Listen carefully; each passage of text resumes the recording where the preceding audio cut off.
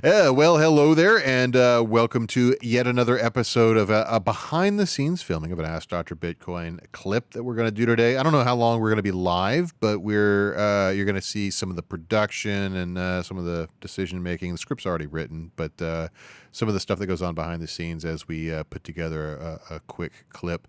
This is all based on the whole Tiffany Fong drop that you may or may not, if you're following me on the Twitter live feed right now, you know what I'm talking about because you saw that she released an interview with somebody who was locked up with SBF and had a little group photo. So we're going to talk about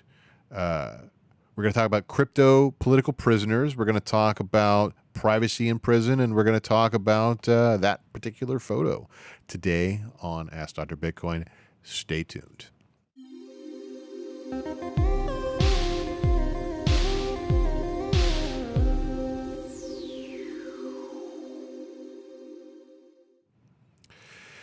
Cool.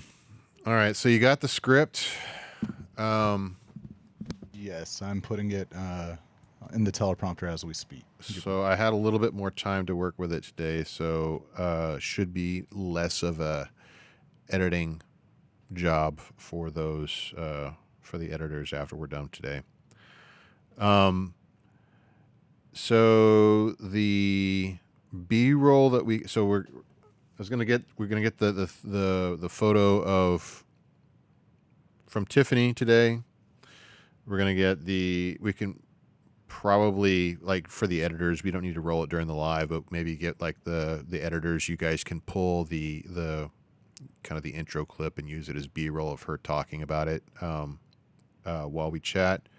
Then there is Martin Shkreli's group photo that will provide the Ross Ulbricht group photo that we'll provide here. My solo photo from Beaumont. And then I'm not sure, we could do one of two things, Sohail, on the other ones, because we're going to talk about Charlie Shrem, which there's no prison photos of him that exist that I'm aware of. Maybe something will come out later today on crypto Twitter. Mm-hmm. So we just use regular old photo of Charlie for that. But Ian Freeman and Aria DeMezzo, I was on a podcast with them back in, I don't know, was it like April or something, that we aired clips of on the network. Sure. So we could, I don't know, if we could just maybe direct the editors to get that, or do you want to roll that live? I don't know. I can grab it live. Okay. If we can find All it. these others, do you want me to? You want me to grab them? Yeah, I was going to give them to you over Discord. I was just listing them off. Let's see. Is there anybody else that I mentioned? Yeah, I think that's it. There were some other names that I had in my notes that were like to be on the lookout for, but I mean, honestly, I kind of went a slightly different direction in the script once I started writing. So I was going to say, like, oh yeah, Avi Eisenberg. We should probably get a photo of him because I did keep him in there. But I was going to, like, the Crocodile of Wall Street guy was on my list originally, but then, like, it didn't end up. He was kind of like a different. Ended up going a different direction with the script. So I don't know.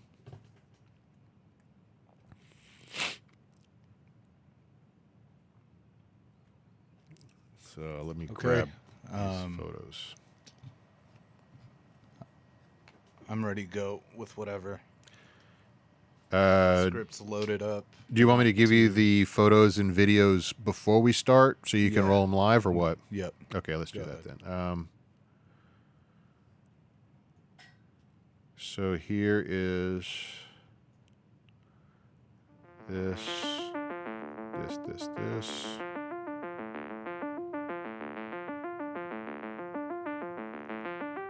Okay.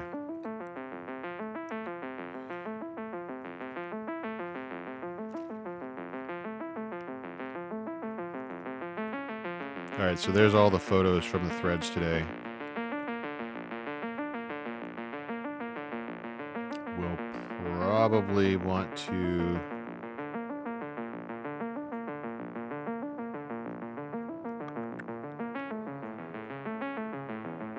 Trying to find the video clip of Tiffany talking.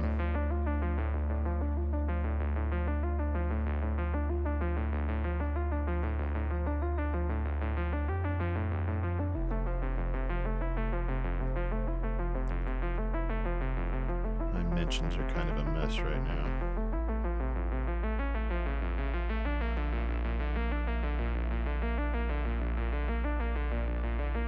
Oh, here we go.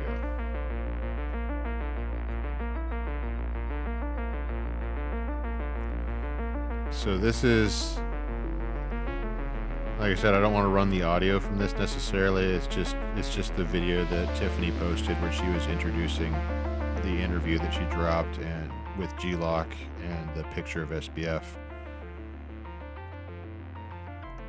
Okay, you said don't run the audio? Yeah, we don't need the audio on it. It's just something you can roll, like for B-roll when I'm talking about it. I'll be mentioning that probably in the... Yeah, in the, like the very first part, like the intro, and then I circle back around to the same. Okay, listen. Same topic about third or fourth paragraph. Fourth paragraph.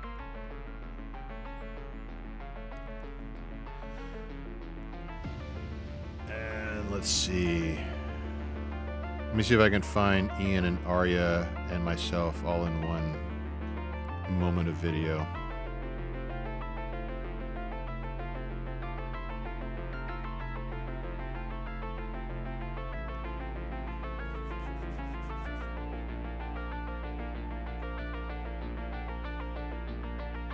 Probably give the editors these assets, Yeah. just to clean up the edit. They can just copy what we're doing here. Right.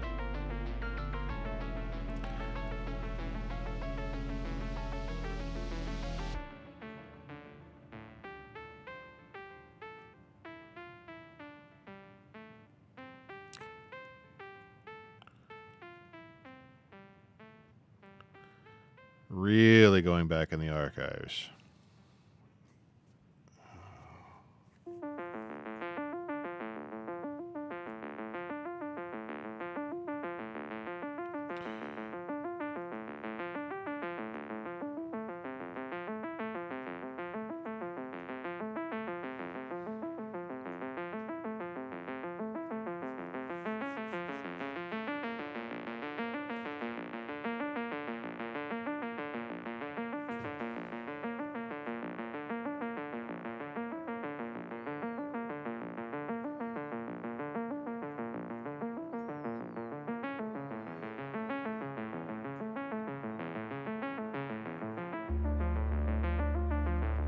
We've been doing the roundtable for 9 months now. Yeah.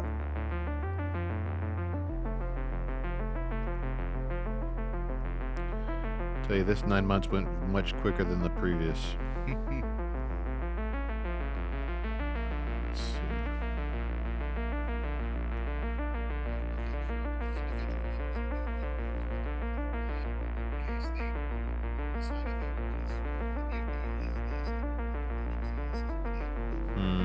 Nope, not that one.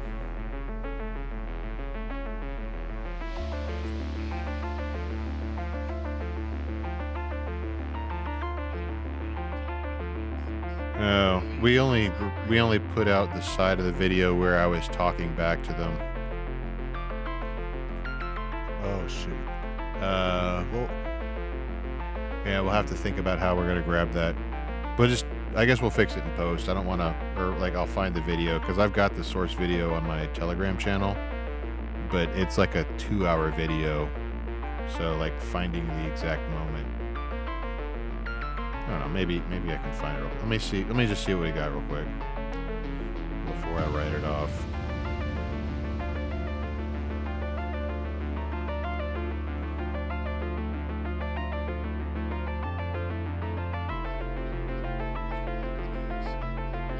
Okay, that's not old enough.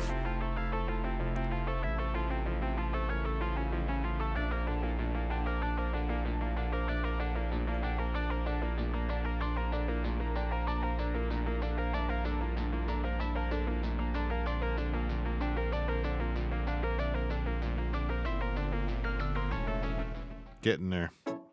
Now's a great time to mention our sponsor Yeah. for the podcast, or for this show specifically, Harper Belmont Studios.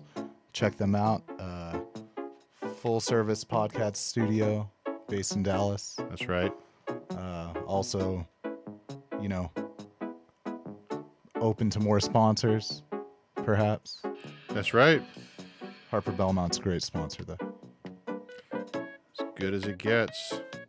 All right, so I'm gonna give you the Telegram link to the video. Like, this is the full. Like, it's 2.5 hour, or actually almost 3 hours. Just show it in chat. So this will definitely have to be done by the post editors. But I guess the note to the editors on this is, again, we don't need the audio mixed in. It's just some video that shows Arya and Ian and myself somewhere in there. Just scrub through until you can find either like a side-by-side of the three of us, or just find each one individually, and we'll do what we can. And cool. Noted. The last photo,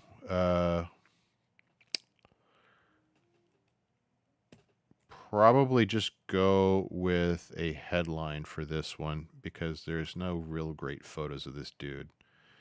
Let me see if I can find. It's the Avi Eisenberg, who I was not familiar with Avi's case. He really got screwed. So just a brief rundown of Avi's case for those of you watching the live stream, and maybe this gets clipped or something. Avi Eisenberg was just a DeFi trader. He had a group, like just a group of smart dudes. All they did is they looked for MEV opportunities or arbitrage opportunities, and were very successful at what they did. They found this one fund or project called Mango. And, what they did is they would go in and they'd analyze the smart contracts and look for ways to, I wouldn't say exploit it, but to look for trade opportunities based upon a strict reading of the smart contract rules. So none of the stuff that they did was malicious. It was definitely opportunistic. But what they were doing in the case of this Mango thing is they found this opportunity to basically arbitrage almost all the value out of that was in the value locked in the smart contract in this Mango project, and wound up basically bankrupting the project. And then he felt really bad about it, so he gets on Twitter and he goes, "Hey, sorry guys, that wasn't a hack. That was me. We just found a trade opportunity. You want some money back? Maybe get yourself back on your feet." And he gave him like $67 million back. And he thought that was going to be kind of like the end of it. And then he got arrested. He's actually, I think, in the same facility as SBF. He's in MDC Brooklyn awaiting trial currently. So, in my opinion, totally screwed. It was $116 million he drained from the smart contract using his trading strategy. Gave more than half of it back. Anyway. Damn. Yeah, CFTC came down on him like a bag of hammers. So, all right. The theme, I think, with the people that I included, because like I said before, I had a much longer list of people that I was going to talk about. Like, we could look out for their leaked prison photos, but I guess I kind of have restricted to the list of people to folks that I feel like are kind of like political prisoners, for the most part, with probably the exception of SBF. SBF is probably the one that has the least, like he legitimately did engage in a massive amount of fraud by pretty much everybody's standards. But and then like Shkreli, who's on this list, is really there because he was part of the meme today. He actually wasn't even in prison for anything crypto related. He's just a crypto bro now. He's joined the ranks of the Degens. But Ross Ulbricht, Ari DeMeza, Ian Freeman, even myself, we were all kind of like we were all kind of thrown into where we are because of technicalities, by and large. So certainly not engaging in fraud. Okay. I think that's it. We got everything now? I got all the pics and this video, Tiffany. I haven't read through the script, so I'm just gonna go with it. If we want to like scrub through the script right now, we can kind of point out where things are going to come up. Okay. So I'm not going to clean jewelry today.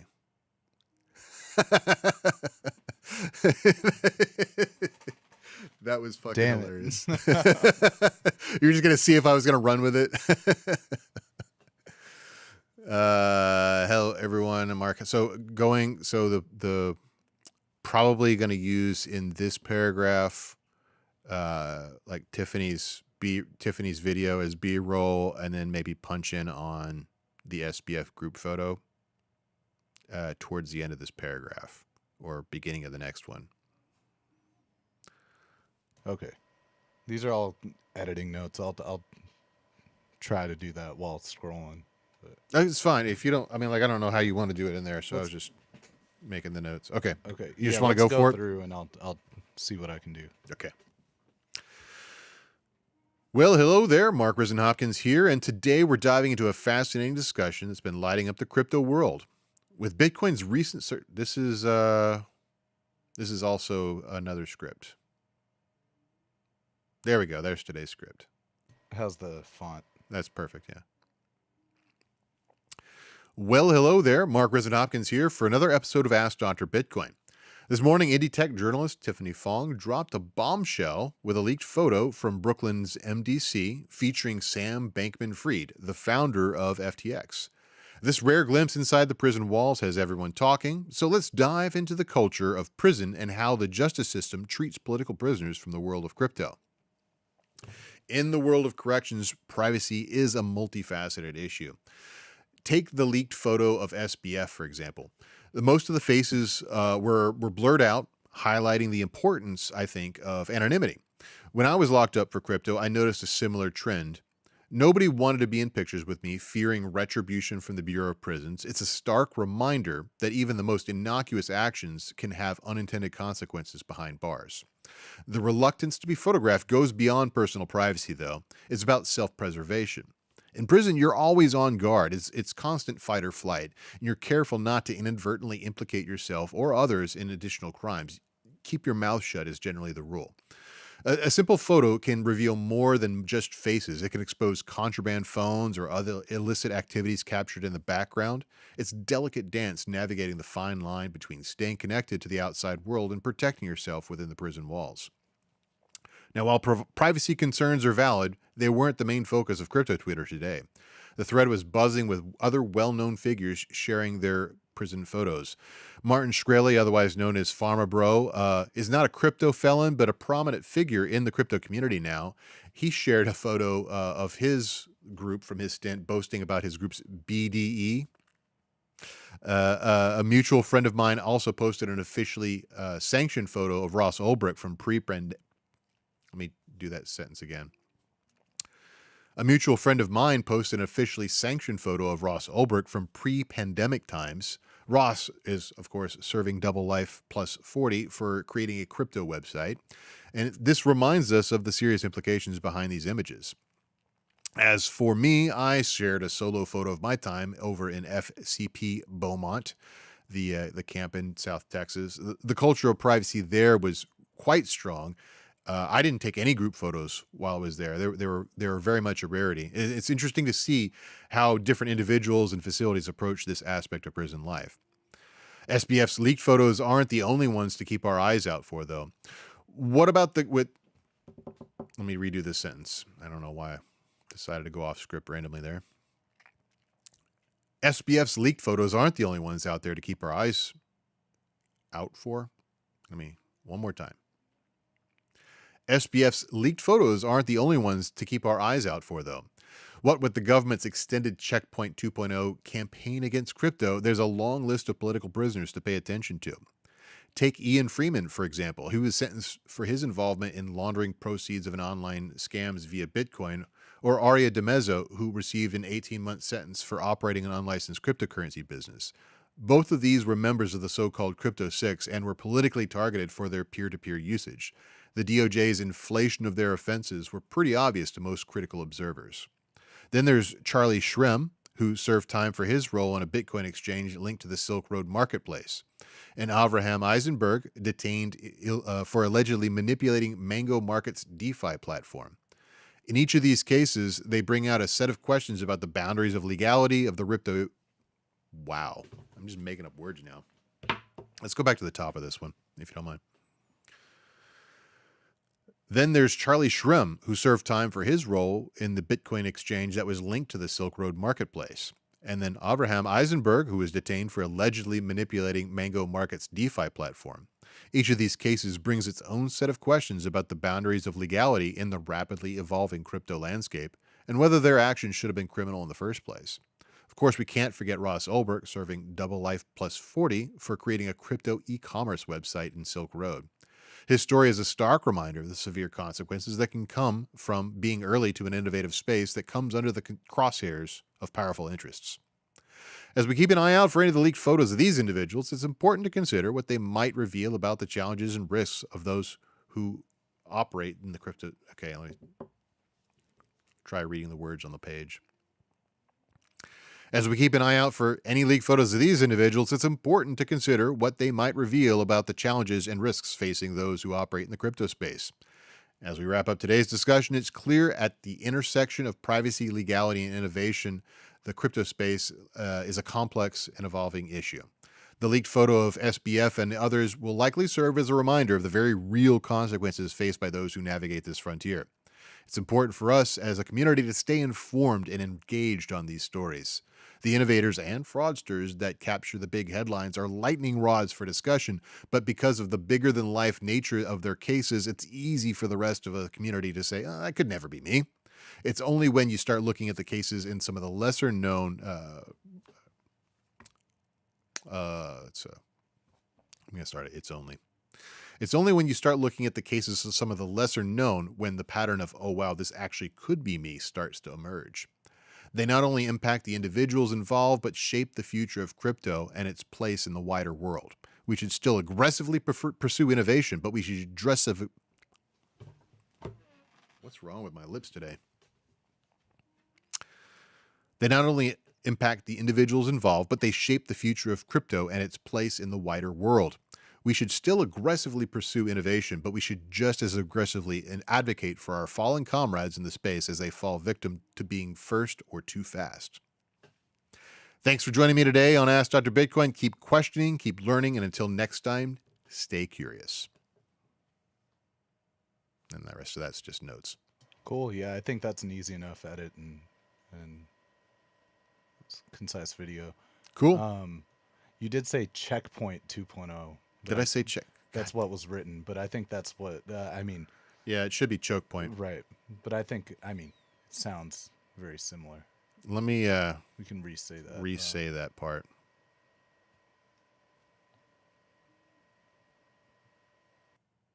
That would be an embarrassing Ron Burgundy moment. Yeah. SBF's leaked photos aren't the only ones to keep our eyes out for. What with the government's extended Choke Point 2.0 campaign against crypto, there's a long list of political prisoners to pay attention to.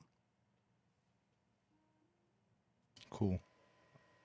Yeah, I showed the picture of you with all the stuff over it, but this is a badass picture. Dang. Yeah. That's a good hair length right there. Yeah. I basically didn't cut my hair from my sentencing till, I've had a couple of trims since then, but that was taken inside of my little cube there. Basically our whole unit was like a giant warehouse and had like 5-foot divider walls for our cells. So kind of shot at an up angle so you could avoid taking pictures of other people's faces. Mm-hmm. I just looking at these mugshots, it's like even, or they're not mugshots, but these photos, Hmm. like just the concept of imprisoning human beings is so weird. I mean, yeah, I got to be honest. Like, it took me, I would say, like a good month because you got nothing to do but like meditate on what's in your head while you're there for the most part. And it took me like a good month to get over the absurdity of like a system where you go and you stand in a room that basically looks like in any other context it would be like a cathedral or a church, right? You stand in a room with wooden benches, and you stand up out of respect for this guy that wears a robe, and he consults a holy book of words to decide how long you're going to be have forced to sit in a room in another part of the country, and then you sit in that room until they say Until you're better. until you're better or the world is different enough for you to come back out and be safe. And it's like it doesn't really there's no yeah, it just feels so absurd. There's really not a better word for it. Just an absurd set of circumstances. I was watching. Have you ever seen Atlanta? Yeah, I I love that was show. watching the episode where Paperboy was in jail in, I believe, Amsterdam, and Mm, like he didn't want to leave because like they, offered him like really good food, and he had like a Wii or something. I don't know, and also just like I think a brief respite from the tour. yeah. But I mean, if you look at recidivism rates and like crime rates, I know people want to say, "Oh, we're not a homogenous." They use all those dog whistles Hmm. to perpetuate institutionalization in America. But look at like these are crypto or financial criminals. Hmm. Um, Ross, I mean, they really tried to peg him as a drug lord type deal, but even then, Right. so what?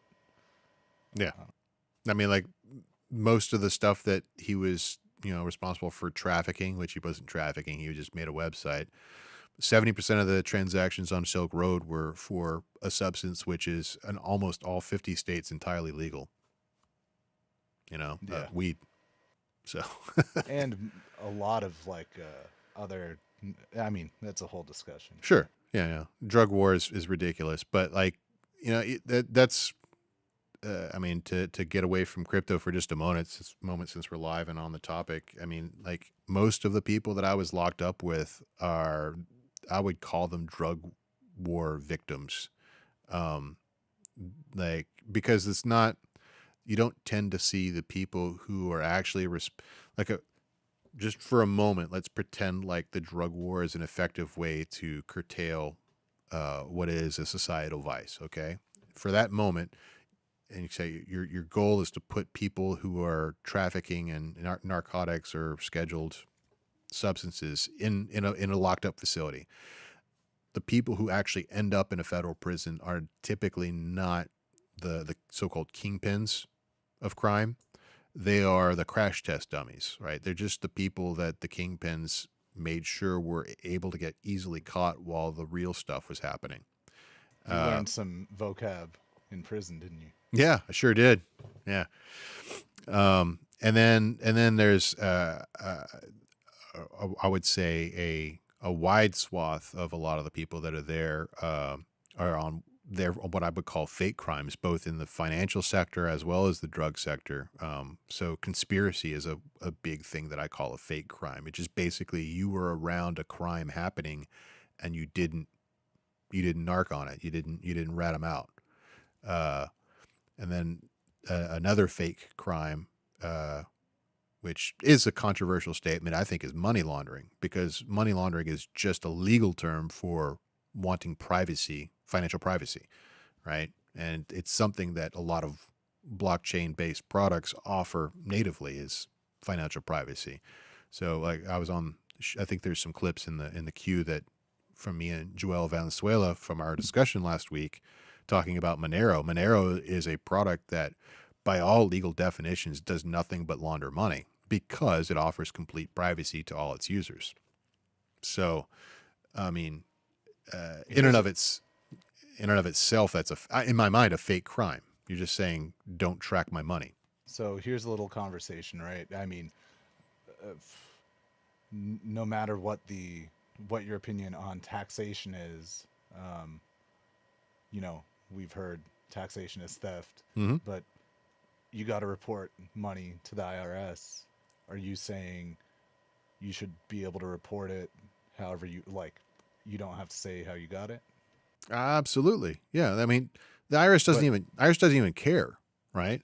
Like if you're a sex worker or like a drug lord or whatever, 9 times out of 10, if you pay your taxes and you just report it as income, I mean, they're not gonna. They want the money more than they want you in prison. the That's the IRS like guiding ethos. revolutionary idea right there. Yeah. Now, I mean, that doesn't mean that if you put like this is drug money on your IRS paperwork that the FBI won't like trap on that keyword somehow and then come after you. But like if you just are vague, about where your money comes from, the IRS isn't like voluntarily reporting you to other law enforcement. They want your money. In How general. does how That's not does universally true, that's mostly true. how do money laundering crimes normally get caught? Is that something like the DEA, ATF, like different agencies, FBI? Honestly, this is where we start getting into the absolute absurdity of most financial law because the UN recently put out a report. There was a guy on Twitter who was very active for a while named Ron Paul. Not that Ron Paul. He spells his name is Ronpol, who would talk at length about the ineffectiveness of KYC AML regimes in the West. In fact, the UN put out a report a couple of years ago that said and demonstrated actually how the modern financial system is 98% ineffective at capturing or unveiling money laundering or fraud. And basically, it's just about control, if nothing else. Our system is really good at being able to reconstruct evidence of a crime once there's been enough aggrieved parties to raise the red flag. I mean, look at what happened with SBF, right? SBF is a perfect example of this. First of all, totally regulated exchange. Most of the transactions in question happen in fiat, not in crypto, and did not catch it as it was happening. But once a bunch of people were aggrieved after his exchange collapsed, the law enforcement was able to go, okay, let's pull all of your bank records and see what happened here. Oh, yep, a bunch of crimes, bad guy. But it did nothing to prevent it. So, Yeah. We got a couple viewers across the platforms. I would say if you have any comments or questions on this topic, go for it. did you talking to the viewers out there? Yeah. Yeah, for sure. Would love I guess you too. You got a question for them? Yeah. I'm trying to find if there's got to be a Charlie Shrem prison photo floating around out there. I'm surprised that one hasn't surfaced today. So if anybody knows of one, send it our way so we can get it into the video before it goes to the editors. So Yeah, for sure. And what was another one you were looking for? I mean, that's Ian. Avi's in, as I understand it, and I just started learning about Avi's case, like in like the details of it, like literally this morning. So I might have some of the, the locations of his present location wrong because I know he's arrested in Puerto Rico. I read today that he's in Brooklyn, MDC, which is the same facility that SBF is in. So, I mean, I don't think Tiffany's watching, but if anybody that is a mutual of Tiffany and I wants to talk to their contacts there in Brooklyn, maybe we can unearth a picture of Avi as well. Where is SBF being held? Brooklyn MDC. He's basically awaiting sentencing, so it's kind of like a Yeah. detention facility. It's not a like a camp or And that's minimum that's or where low. he was caught, Well, I mean, technically he was caught in like Bahamas, and he right? was Where? locked up in California briefly as well. But like, the case was a New York case, so that's where they put Okay. him. Yeah. Dang. I just the Martin. Bro, let me pull that one up real quick. I know he's your friend, I guess. I wouldn't say we're friends, but we've talked a couple times. He's an all right guy. He gave me some tips on how to, you know, survive inside. Um, the so the one I don't even know if I should go here. Martin saying this while wearing gray sweatpants. I just want you can't. Yeah. I just button myself. I need more producers back here. Right. I Yeah. need some help. You need to script Jacob leaping over your shoulder to hit the technical difficulty. Yeah. I guess we could film it and then put a button where I can Right. hit where it looks like that. Sora. Sora, yeah. A lot of people freaked out about Sora this week. My favorite. I'll find one here. I'm not going to talk about it. Hold on. You talk about it.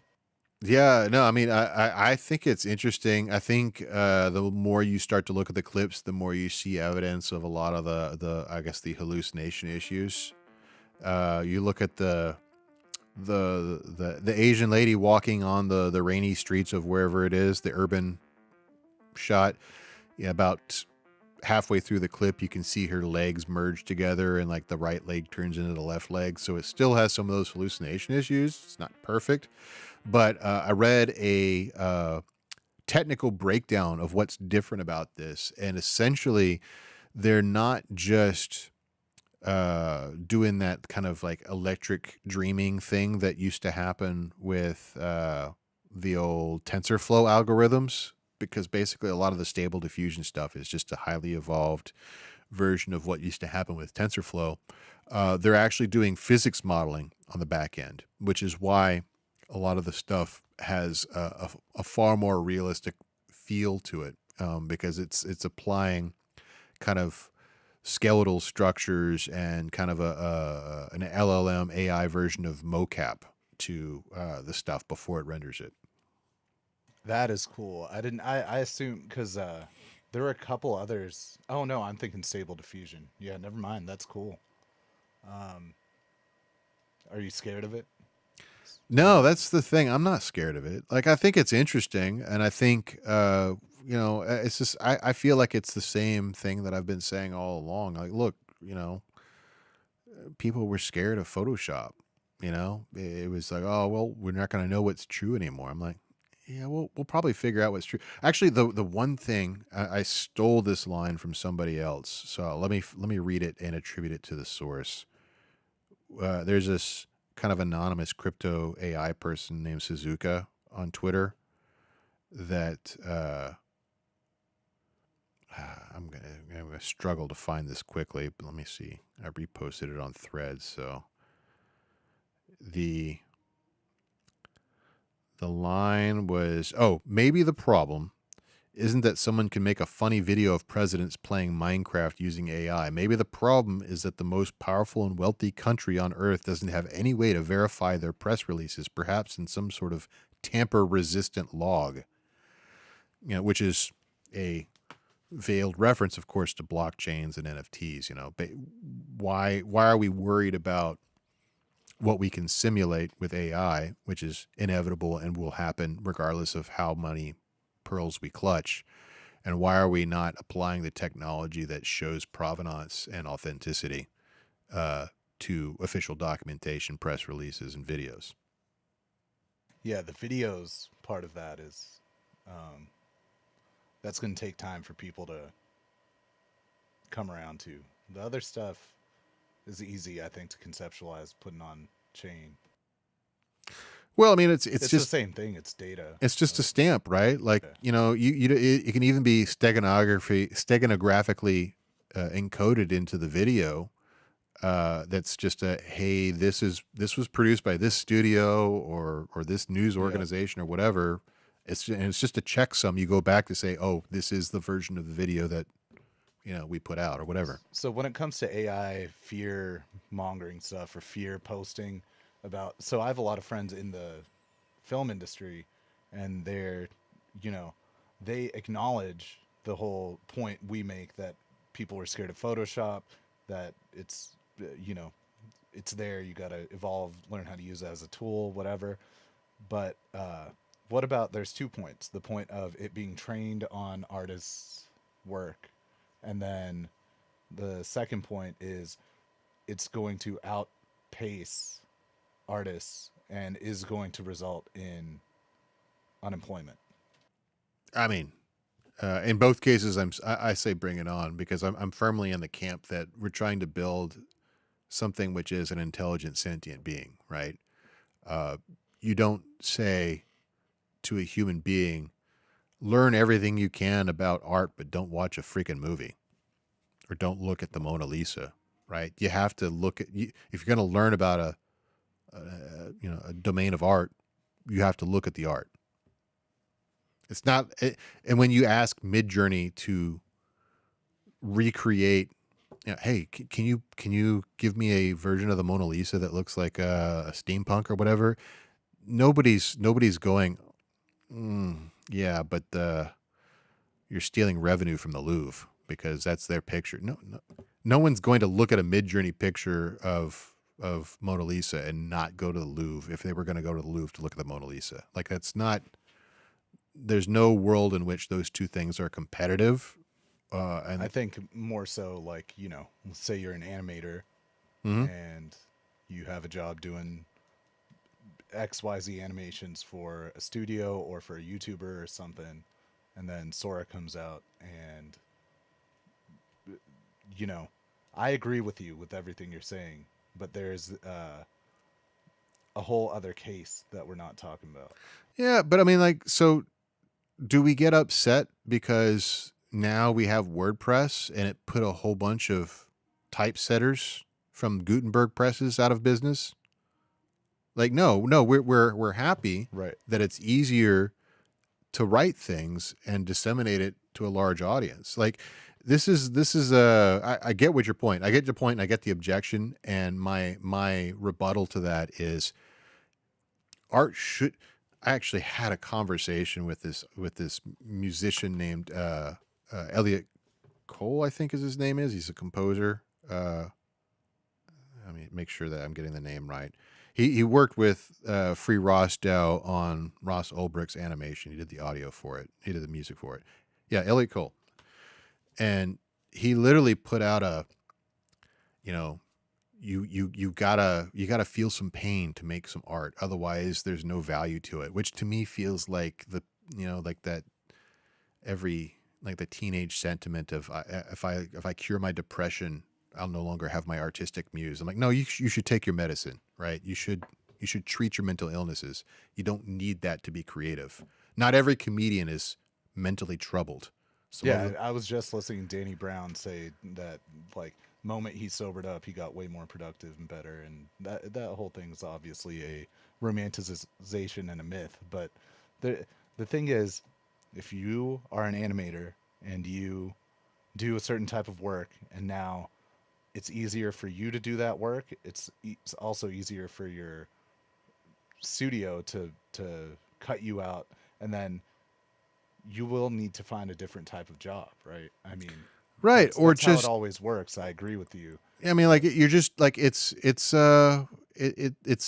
how technology works. Like Unfortunately, like if we had a system where there was more wealth equality and wealth distribution, then there could be time for people to pursue their artistic pursuits unattached to their job.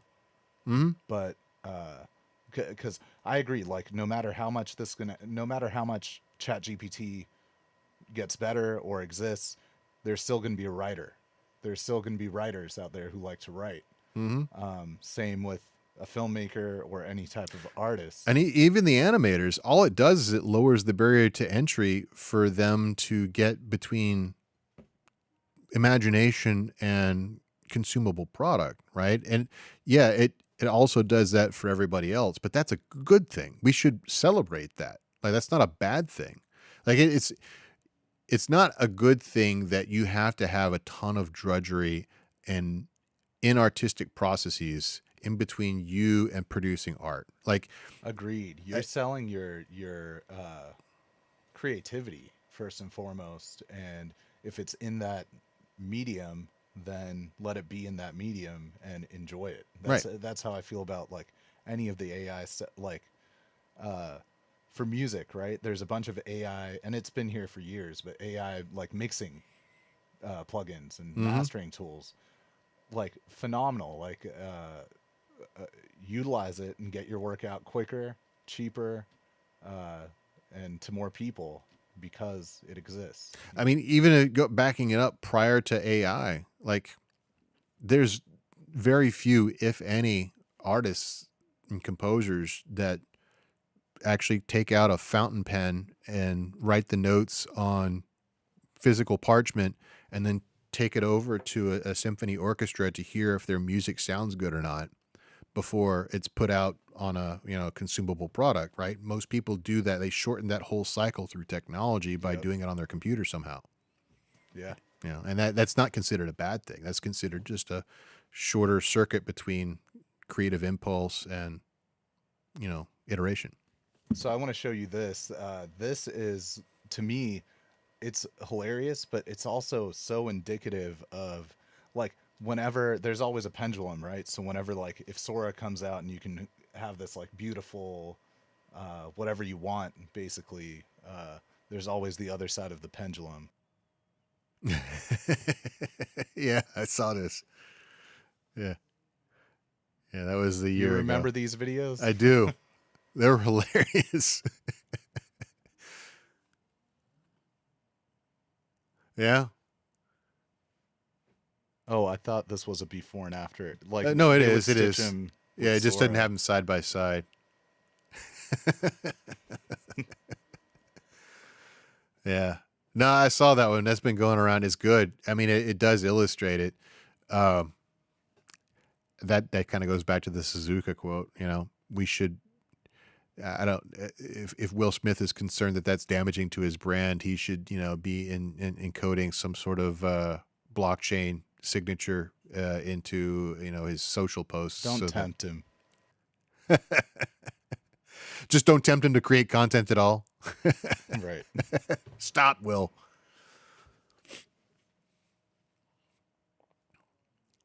That was terrifying, actually. Yeah.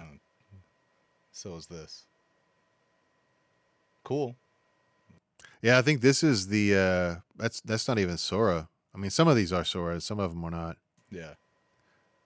There's one called Domo that I've been playing with that occasionally produces some shockingly realistic stuff. Like photorealistic? Oh yeah, yeah. It's so there's a and this is the other thing that people who are seeing these videos don't quite get is that there is a wide delta between creating a clip that looks shockingly realistic and then creating a clip that looks shockingly realistic that is exactly what you need it to be. So what you probably don't see, and this is, I would be surprised if this wasn't the case because it's the case with all these generative AI products, is there was probably like 25 or 30 attempts to get something that was usable before they got to the one that you saw. Yeah. Yeah. Yeah, I definitely wanted to talk about this a little this week before round because Mark Shutt's not here again. Oh, So, bummer. I saw him in the office today. Is he just busy this week? yeah, they have an event or Wow. something. But I really want to talk about this with him. So he'd be all doomer about it. Yes, Probably. for sure. But my question is, can AI generate this? Because that's all I care about.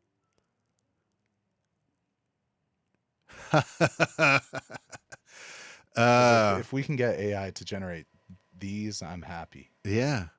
Why don't you at Sam Altman? He's taking Sora requests last time I saw. Hell so, yeah. Yeah, just at Sama, see if we can get this going. But yeah, that's all I got. Cool. Yeah, I didn't really think of any other topics this week other than that one. But we'll get this out. It's kind of timely. So, Yeah. Cool. All right. Thanks for joining us, everybody. See you later this week on one of our other shows. You're watching The Merge, business, finance, and tech news and opinion. We keep you up to date so you don't have to go out there searching for what's new. You can hit that subscribe button, hit the bell, hit the TikTok subscribe, the Instagram subscribe. We're going to keep you up to date wherever you are.